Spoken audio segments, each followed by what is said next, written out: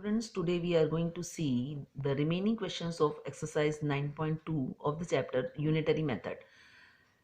Question number 11 of exercise 9.2. Three identical coaches can carry a total of 162 passengers. How many passengers can be carried on 7 of these coaches? Since more coaches can carry more passengers, it's a case of direct variation. So let 7 coaches can carry X number of passengers. Then we will form a table here. Number of coaches 3. At that time number of passengers were 162. And when the number of coaches were 7, the number of passengers were X.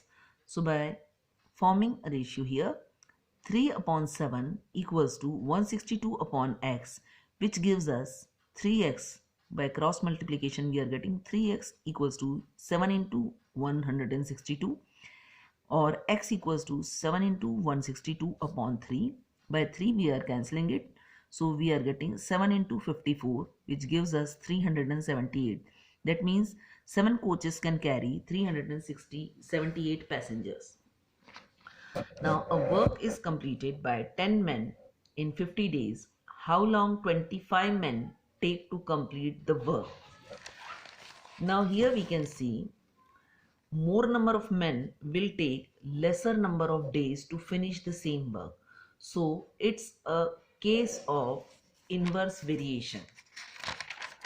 So let us assume that 25 men take X number of days to finish the work. So when we form a table, number of men when they were 10, they were taking 50 days, and when they were 25 days, 25 in number, they were taking X number of days. So 10 upon 25 equals to 50. Instead of taking 50 upon X, we will take X upon 50 because it's an inverse variation. So 10 upon 25 equals to X upon 50. By cross multiplication, we are getting 25X equals to 10 into 50, which gives us X equals to 10 into 50 upon 25, or by cancelling it or simplifying it, we are getting X equals to 20 days. So 25 men will take 20 days. Next question. NCC camp has provisions of food for 630 men to last 25 days. How many candidates must be transferred to another camp so that the food lasts for 30 days? Since for lesser number of men, the food will last more number of days. See, the two quantities are varying inversely. That means if one quantity is lesser, the other quantity will be more. So it's an inverse variation. Let the food available last for 30 days for X men. So by forming a table here, number of men 630, and for them the number of days for the food provisions is 25, and when they were X, the food will last for 30 days.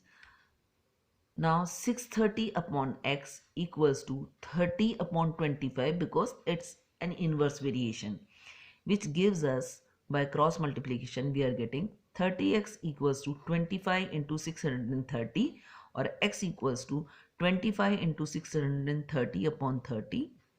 So by simplifying it, we are getting X equals to 525 men. Now the number of candidates to be transferred to another camp equals to 630 minus 525. So which gives us 105. So 105 candidates will be transferred or to be transferred to the another camp.